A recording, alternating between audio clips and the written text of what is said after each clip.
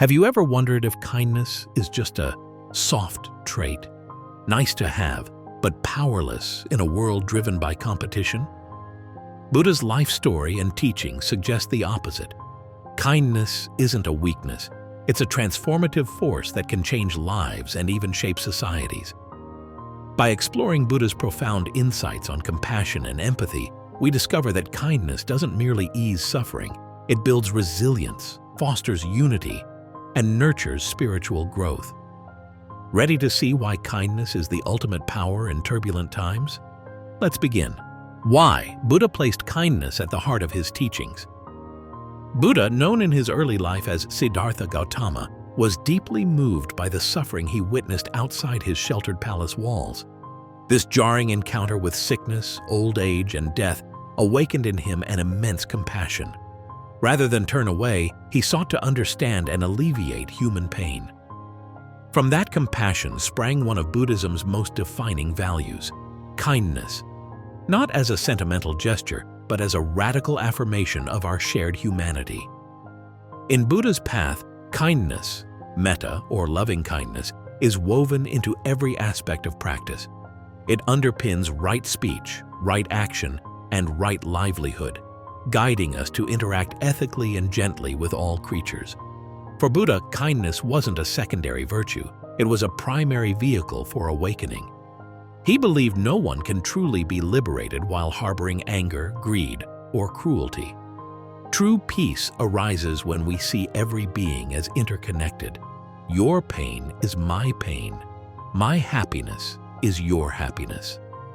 Historically, kindness was a revolutionary stance in a world that often prized conquest and social hierarchy. By urging compassion for everyone, no matter their caste, wealth, or status, Buddha elevated kindness from a personal virtue to a communal lifeline. His followers discovered that heartfelt acts of generosity and empathy diminished internal strife, built trust, and forged a supportive environment where spiritual inquiry could flourish. Far from being a sign of fragility, kindness emerged as a potent binding force that protected communities and nurtured individual growth. How kindness differs from passive goodness. In modern usage, kindness sometimes gets equated with niceness or being a pushover. Buddha's teaching, however, positions kindness as a deliberate, active force, a choice made moment by moment to respond compassionately instead of reacting with anger or indifference. It's not about ignoring personal boundaries or letting others exploit you. It's about meeting each situation with an open heart and a clear mind. Consider the concept of fierce compassion, a term sometimes used by contemporary Buddhist teachers. This notion acknowledges that kindness isn't always gentle or sugar-coated. Sometimes the most compassionate act may involve setting firm boundaries or speaking a difficult truth. For instance, telling a friend that their self-destructive behavior is harming themselves or others can be a profound act of kindness, even if it feels uncomfortable. Monks in the Buddhist tradition learn to ground kindness in wisdom. A monk might offer food to a hungry traveler, but also encourage them to learn a skill or seek resources so they aren't perpetually dependent on charity. This balanced approach ensures kindness doesn't become enabling. Buddha's teachings thus differentiate between passive goodness, pleasing others simply to avoid conflict, and active, mindful kindness that considers the long-term well-being of all parties involved. In short, genuine kindness is purposeful, respectful of personal limits, and rooted in compassion for everyone, including oneself. The spiritual power of compassion, karuna. Alongside loving kindness, metta, compassion, karuna, is another central tenet in Buddhism, often intertwined with kindness. While loving kindness involves wishing well for all beings, compassion zeroes in on empathetically recognizing and wishing to relieve suffering. Buddha perceived compassion as a dynamic power. It moves you to act rather than merely observe. When facing suffering, be it a friend's grief or a stranger's hardship, compassion bridges the gap between empathy and helpful intervention. In Buddhist practice, compassion is cultivated through meditative exercises that systematically expand one's capacity to care. Monks might visualize someone in distress, then generate a heartfelt intention like, May they be free from suffering. May they find relief. Over time, this mental training fosters an almost instinctive readiness to help, not out of obligation, but out of a genuine desire for collective well-being. Compassion also dismantles the illusion of separateness. Buddha recognized that we suffer more when we see ourselves as isolated individuals fending for survival. Compassion weaves a sense of interconnectedness. When you ease another's burden, you ease a part of your own. This aspect of communal resilience is why compassion isn't a feeble emotion. It's the glue that binds communities, instilling unity and shared responsibility. In a broader sense, compassion can inspire social movements, philanthropic efforts, and even policy changes, proving that kindness, reinforced by empathy, holds the power to transform societies from within. How kindness creates mental and emotional resilience. At first glance, you might assume that focusing on the well-being of others saps your energy. Buddha's perspective flips that assumption. Kindness isn't an energy drain, it's an energy enhancer. By replacing hostility or apathy with genuine goodwill, you lessen the inner tension that arises from conflict. Think of your mental landscape like a garden. Seeds of anger or resentment sprout weeds that choke your peace of mind. Acts of kindness, on the other hand, plant flowers of goodwill, creating a healthier internal ecosystem. Monks have long reported that deepening their kindness practice leads to lower stress levels and a heightened sense of contentment. One reason is neuroplasticity. The brain changes in response to repeated behaviors.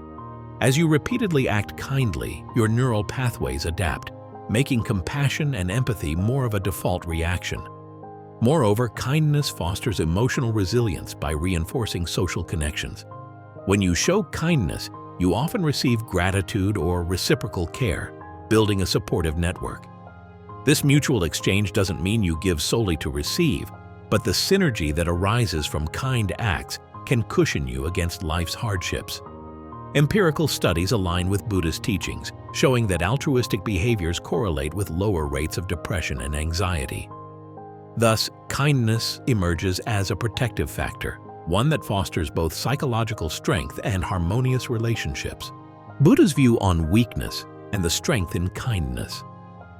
A common misconception is that being kind makes you vulnerable to exploitation. Buddha's life contradicts this. Early in his ministry, he encountered individuals who doubted his motives or tried to ridicule him. Instead of retaliating or shrinking back, he remained steadfastly kind, guided by clear discernment. Far from showing weakness, this calm, compassionate stance often diffused hostility and earned him respect, even among skeptics. In Buddhism, right action and right speech are intertwined with kindness, but they also require wisdom. If someone tries to manipulate you, kindness can take the form of polite refusal or a compassionate yet firm boundary. This approach preserves your sense of self-worth without resorting to aggression. Over time, such responses not only protect your energy, but also encourage personal growth, revealing that the real weakness is letting anger or fear dictate your actions. This dynamic echoes across Buddhist lore. When confronted by threats or criticisms, monks historically employed equanimity and gentle but decisive words, reflecting that kindness can include self-empowerment. The capacity to remain kind under pressure is a sign of inner mastery, not naivete. It demonstrates that you understand the futility of anger and the potency of a steady, empathetic approach. Through consistent practice, you become unshakable, anchored in moral clarity rather than caving to short-term emotional impulses. Practical ways to embody kindness. Daily, translating Buddha's lofty ideals into modern life can be challenging, but a few intentional actions can make kindness an everyday reality. First, start your day with a short metta meditation. Find a quiet spot, close your eyes, and internally repeat phrases like, "May I be well, may I be happy, may I be peaceful." Gradually extend these wishes to friends, neighbors, and even difficult individuals. This habit primes your mind for kindness rather than reactivity. Second, listen more than you speak. In a fast-paced culture, People crave genuine attention. By focusing on understanding rather than waiting to respond, you offer a rare gift of presence that fosters mutual respect. Third, perform small acts of service. This could be helping a colleague with a task, offering a kind note to a stressed friend, or paying a stranger's toll. Buddha believed these micro moments of compassion could accumulate, shaping a more generous community spirit. Fourth, reflect on mistakes without self-judgment. If you catch yourself snapping at someone or acting with indifference, consider it a learning moment. Ask, what fear or frustration drove me here? And how can I respond differently next time? This mindful reflection strengthens your kindness muscle over time. Lastly, set healthy boundaries. Paradoxical as it sounds, sometimes the kindest act is a compassionate no, especially when your energy or integrity is at stake.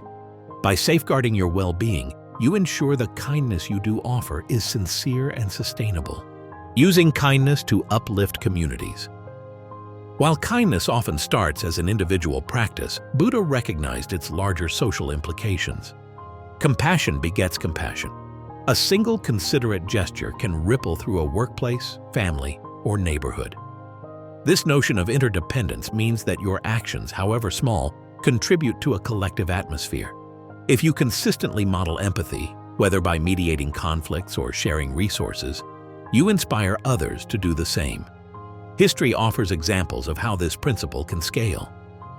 Many Buddhist communities have led philanthropic efforts, distributing food, running schools, or offering medical services, spreading the belief that genuine care isn't a token gesture, but a way of life. The resulting networks of mutual support fortify entire regions, reducing crime rates, promoting education, and stabilizing economies. In simpler terms, a culture steeped in kindness turns strangers into allies.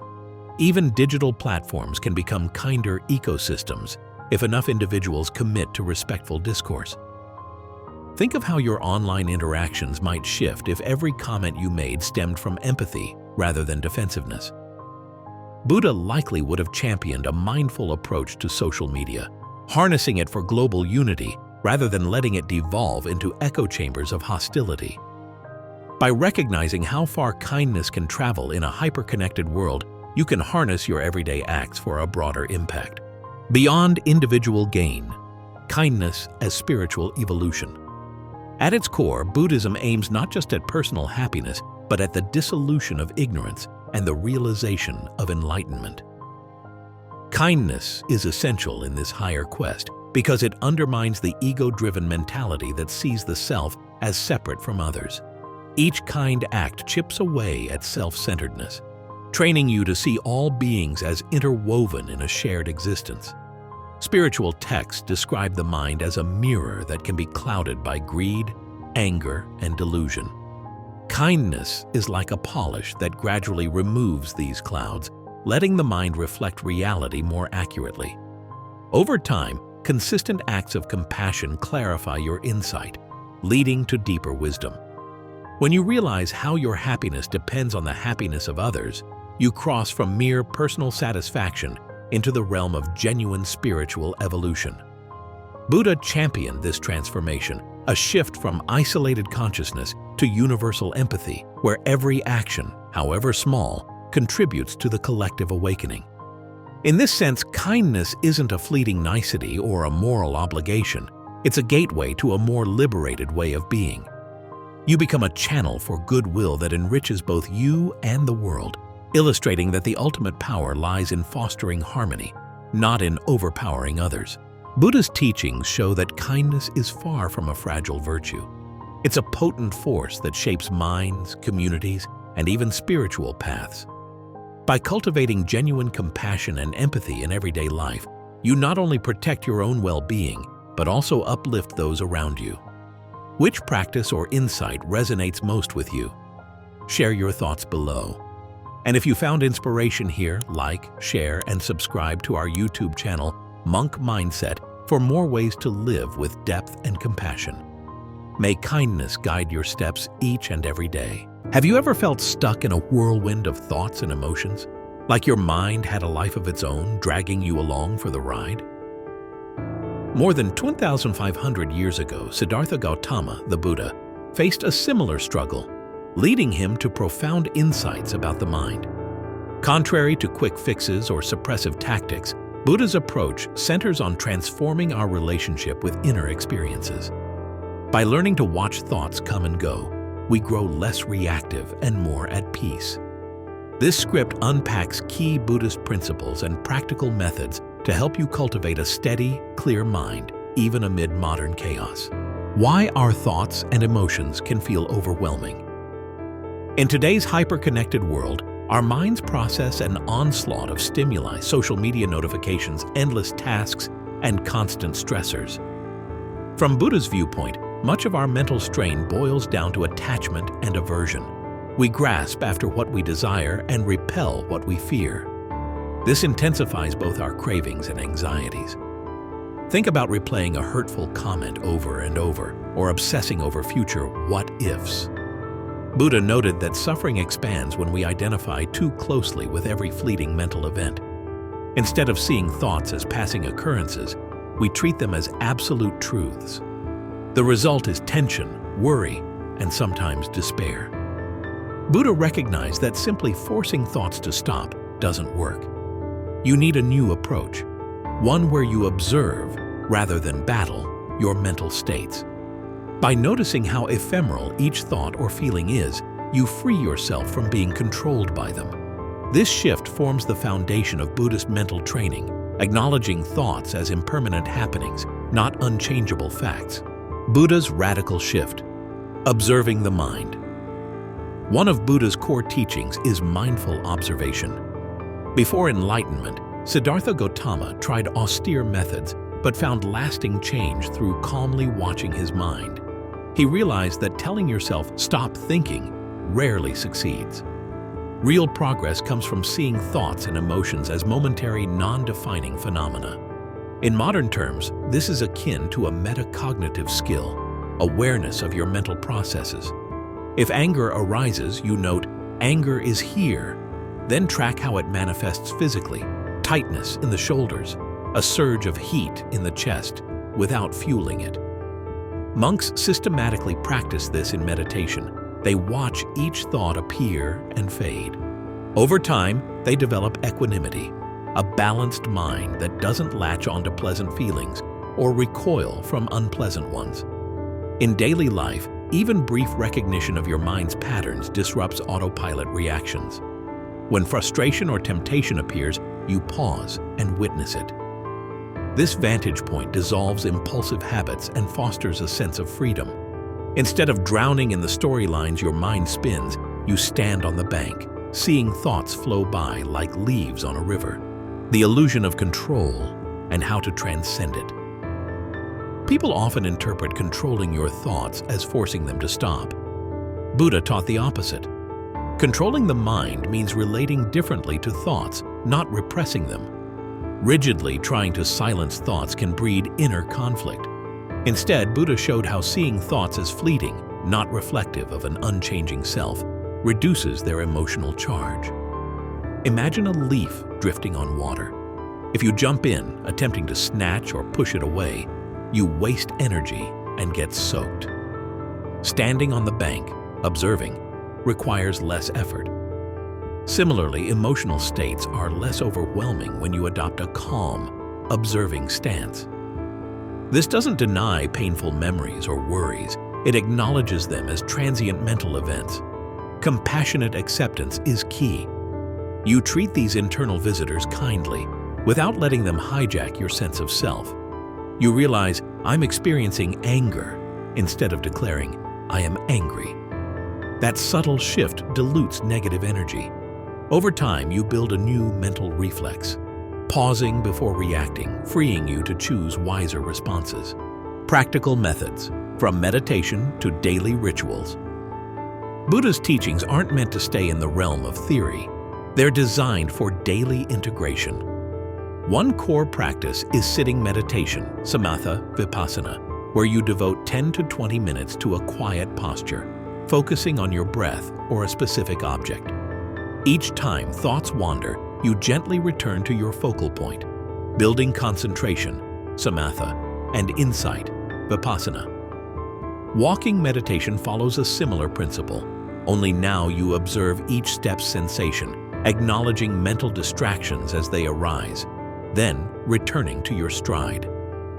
Beyond structured meditation, mindful breaks woven into your day can reset a frazzled mind. Simply pause, inhale deeply, exhale slowly, and notice what you're feeling. Another helpful tool is compassion meditation, metta, silently wishing peace and happiness for yourself and others, thereby softening harsh self-talk. Lastly, a habit of journaling helps you track emotional flare-ups and their triggers, shedding light on recurring patterns. Each approach, from dedicated meditation sessions to small mindful interludes, accumulates into a comprehensive mental training regimen that fosters clarity and calm under pressure. Emotional intelligence, transforming fear, anger, and desire.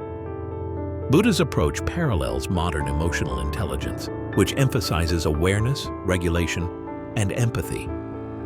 Anger often arises from perceived threats, fear from anticipating harm, desire from yearning for security or pleasure. These emotions serve adaptive roles, yet they become problematic when we over-identify with them. Rather than labeling your fear or anger as bad, you note it as a visitor passing through. Is your fear rooted in a past trauma? Is your anger a mask for feeling inadequate? Buddha taught that once you see the root of an emotion, its power to commandeer your actions diminishes. Cultivating such clarity expands empathy too. When you understand how your mind can be overtaken by worry or rage, you empathize better with others facing similar storms. This synergy underlies Buddhist compassion. The more you comprehend your own mental states, the more you appreciate others' struggles. Emotional intelligence thus becomes a two-way street, benefiting your internal stability and fueling altruistic connections. The power of non-attachment, upadana. In Buddhism, upadana refers to grasping or clinging, a primary cause of mental turmoil. Non-attachment means you engage fully with life, knowing everything, goals, relationships, even your emotional highs, is impermanent.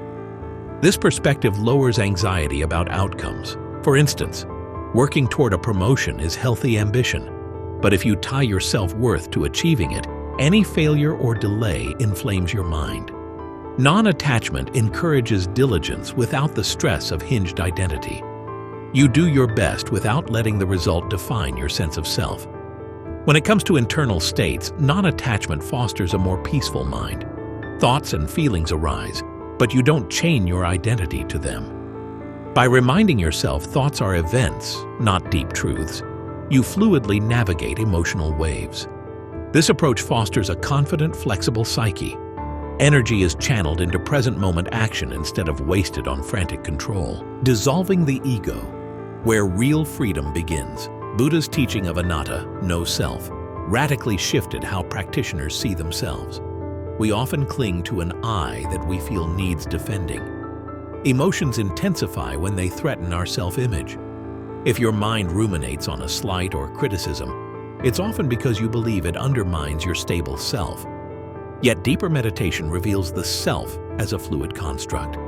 Emotions and thoughts shift constantly. There isn't a permanent me beneath them. This can be liberating. If anger or sorrow doesn't define you, there's space to let it dissolve. You don't ignore these experiences. You simply stop letting them hijack your identity. Monks systematically explore no-self in quiet retreat, observing how mental states come and go without a central operator. You can approach it more gradually by noticing how your opinions, preferences, even personality traits evolve over time. Such awareness diffuses ego-based anxieties. You still feel hurt or fear, but it's no longer the defining narrative of who you are. Freed from the burden of protecting a rigid self, you handle thoughts and emotions with greater ease and compassion. How Buddha's teachings fit into everyday modern life. At first, it might seem that monastic discipline and ancient teachings can't mesh with hectic modern living. But the Noble Eightfold Path and Buddha's insights are shockingly adaptable. Consider weaving mindful practices into your daily schedule. A short sunrise meditation can anchor your focus. A mindful lunch break can calm midday stress. An evening journaling session can help you reflect on emotional triggers. You can also apply mindful listening in conversation. Instead of formulating your reply while the other person speaks, hold your attention on their words. If a stressful email arrives, take a few conscious breaths before responding. This short pause could prevent an impulsive, heated reply. Over time, these small interventions reshape your mental habits, reducing reactivity and increasing patience. Society might push you to multitask frenetically, but Buddha's approach encourages deliberate pacing. By focusing on one thing at a time, you align with right effort, doing what's needed without scattering your energy. The result is not a slow, unproductive life, but a more efficient, harmonious one, where mind and action sync up rather than clash. A roadmap for ongoing growth. If you're ready for deeper transformation, begin by identifying a few core objectives, such as reducing anxiety or managing anger constructively. Carve out a daily routine that includes simple meditation, 10 minutes focusing on breath or scanning body sensations. Whenever emotional triggers flare up, pause and label the feeling, sadness, tension, worry, to create space before reacting. Reflect on each day in a journal, noting where mindful awareness succeeded and where autopilot took over. Embrace support systems. Read Buddhist texts like the Dhammapada or seek online talks by modern Buddhist teachers, absorbing guidance that refines your practice. Over time, subtle shifts become pronounced. Fewer thought spirals, quicker emotional recovery, and a greater sense of inner stability. You'll see that controlling thoughts and emotions isn't about shutting them down, but guiding them through mindful comprehension, a skill honed day by day, aligning your mind with the enduring wisdom of Buddha. Buddha's secret to mastering thoughts and emotions doesn't hinge on suppressing them. It hinges on recognizing their impermanence and meeting them with compassionate awareness. By practicing mindfulness, releasing attachment, and embracing the fluidity of self, you cultivate a mind that stays centered amid life's tempests. Which Buddhist insight resonates most with you? Feel free to share in the comments. And if this deep dive has inspired you, like, share, and subscribe to our YouTube channel, Monk Mindset, for more strategies on living with clarity, balance, and enduring inner peace. Have you ever held on tightly to something? A relationship, a goal, a phase of life, only to be devastated when it changed or ended? That heartbreak arises from a common blind spot, forgetting that everything is impermanent. Centuries ago, Gautama Buddha recognized that clinging to what inevitably shifts fuels suffering. Instead of fighting life's natural ebb and flow, he advised, accepting impermanence as the key to inner freedom. But how do you actually do this in a fast-paced, often chaotic world? Let's explore Buddha's insights on impermanence and the practical ways to find peace in life's constant changes. Defining impermanence, anicca. Impermanence, known in Pali as anicca, is one of the cornerstone ideas in Buddhism. It states that everything, material objects, emotions, relationships, even entire civilizations, undergoes change. Nothing stays fixed forever. Buddha observed that when we forget this truth, we latch onto the idea that something, or someone, can stay exactly as it is. Inevitably, when it transforms or disappears, we feel shock or pain. To see impermanence at work, consider the simplest example: your own body. Cells die and regenerate. Hair grays, skin wrinkles. Each moment you shift in ways you often don't notice. Yet you're not the same person you were a decade ago or even a minute ago. Recognizing that nothing is permanent isn't about adopting a grim worldview. Instead, it's an invitation to move with life's rhythms instead of resisting them. The confusion and subsequent suffering arises when we cling to illusions of permanence. Whether it's a job title, a treasured object, or a youthful appearance, we set ourselves up for distress by viewing these as unchanging anchors. Buddha taught that when you align your expectations with reality, that all states naturally shift, you reduce the mental friction that leads to anguish. Why we suffer when things change. From Buddha's perspective, Suffering, dukkha, stems largely from attachment and aversion. We crave what pleases us and push away what we dislike. Impermanence intersects with this dynamic in a crucial way. If we believe something pleasing can last forever, or that an uncomfortable situation will never shift, we deceive ourselves. When a cherished relationship ends, for instance, the pain intensifies if you assumed it was locked in place. The end feels like a betrayal of what should have been constant.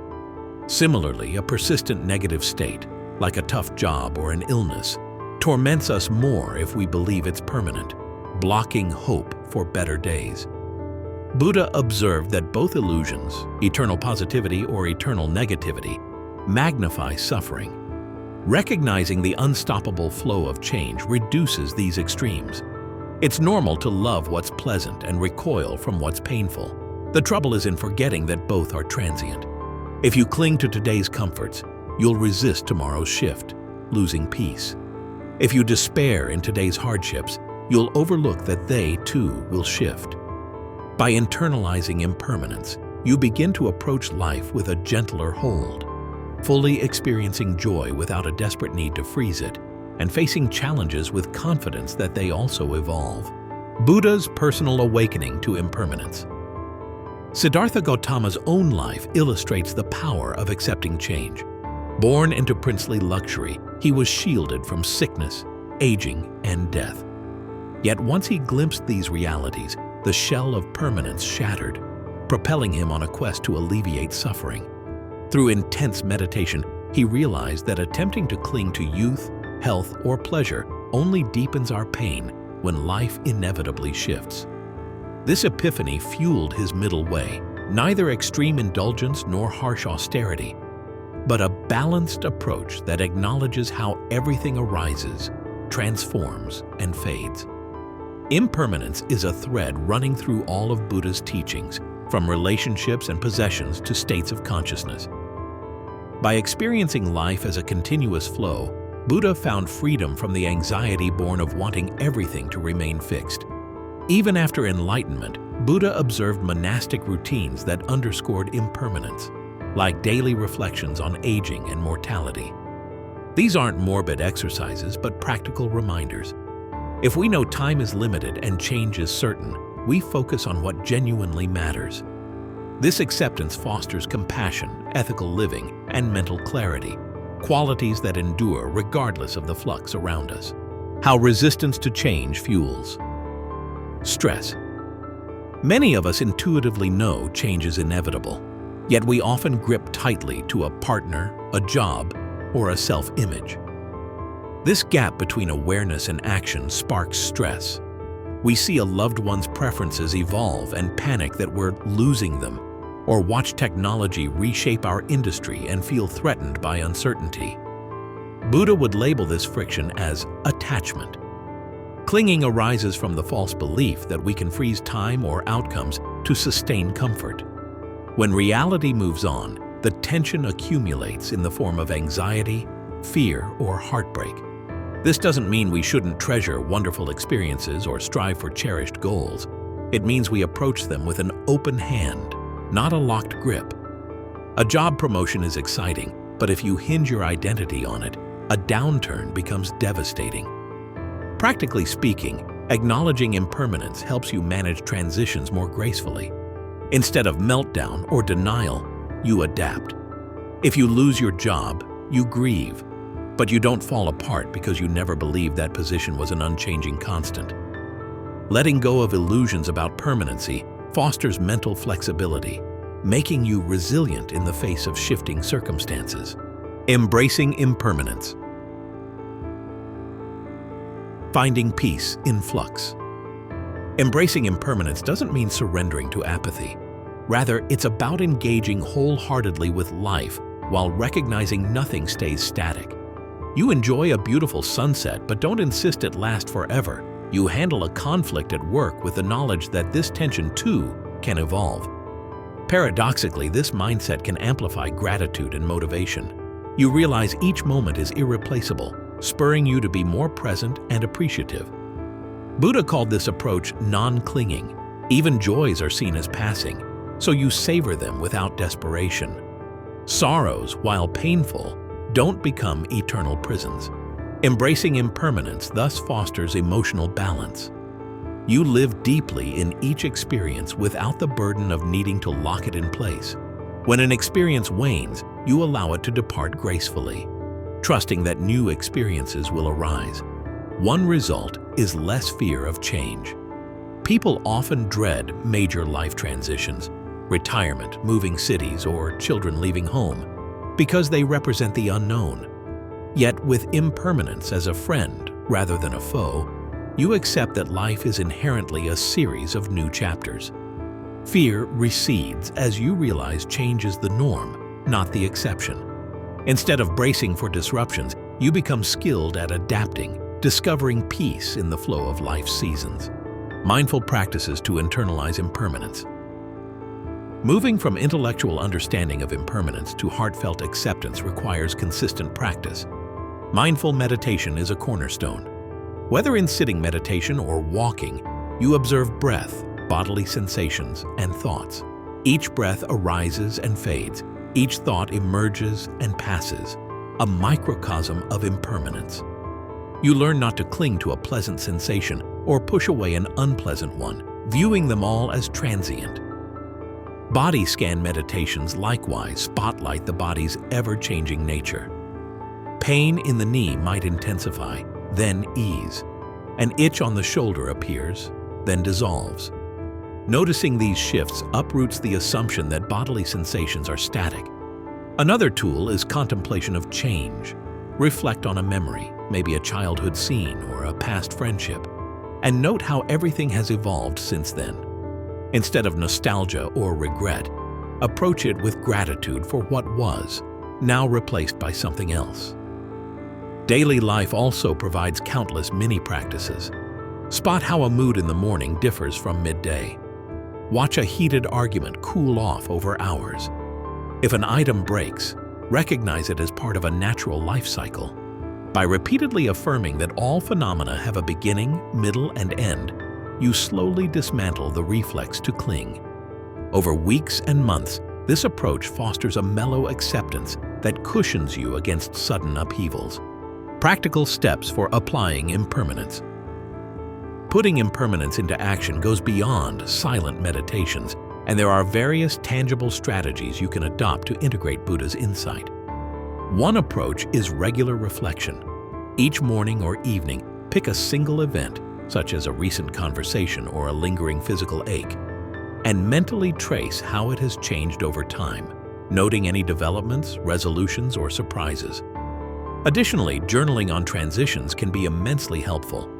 Whenever you undergo a life change, moving to a new home, switching jobs, or experiencing a shift in a relationship, write down your emotions and observe how impermanence plays a role in what you're learning. It's also important to set realistic boundaries, recognizing that friendships or professional roles naturally evolve. Instead of clinging to how they were, practice adapting your expectations. If a colleague's responsibilities shift, don't mourn the old dynamic indefinitely. Allow room for the relationship to adjust. Another useful practice is gratitude in the present moment, which underscores impermanence by encouraging appreciation of what you have now without assuming it will always stay the same. This can paradoxically heighten your enjoyment of current blessings, since you're aware they won't last forever. Finally, releasing attachments one by one is a powerful way to embrace flux. If you notice yourself clinging, perhaps hoarding possessions or rigidly following certain routines, try letting go in small steps, like donating items you rarely use or changing an ingrained habit. Experiencing how easily you can adapt to new circumstances builds confidence and lessens the fear of life's inevitable changes. How embracing impermanence reduces suffering. Buddha's central promise was that by awakening to reality, particularly the truth of impermanence, you decrease your suffering. Think of how heartbreak can devastate you if you believed love would never shift or fade. Recognizing love's fluidity doesn't cheapen it. It deepens your appreciation and lessens the shock if it transforms. Similarly, when something you dread comes to pass, the knowledge of impermanence helps you endure. You realize that even the bleakest moment is a snapshot in time. This faith in the bigger flow encourages perseverance and emotional resilience. You learn not to label a difficult phase as your permanent fate, but as a passage that can lead to renewed opportunities. On a practical level, fewer illusions about permanence means less mental friction. You no longer waste precious energy lamenting why things had to change. Instead, you're calmer, able to respond resourcefully. Buddha taught that real peace isn't found in stalling life's currents, but in surfing them skillfully. Embrace impermanence, and your emotional load lightens. You discover that a mind aligned with reality effortlessly navigates shifts, adapting without the drag of unrealistic expectations. The law of impermanence can initially seem daunting, but Buddha's wisdom reveals it as a path to deeper peace and resilience. By understanding change as natural, not an enemy to fight, you transform how you experience life's ups and downs. What aspect of impermanence resonates with you most? Feel free to share below. And if this exploration has sparked insights, like, share, and subscribe to our YouTube channel, Monk Mindset, for more guidance on using Buddhist principles to reduce suffering, nurture gratitude, and confidently face the future. May each moment remind you of life's gentle, ever-shifting flow.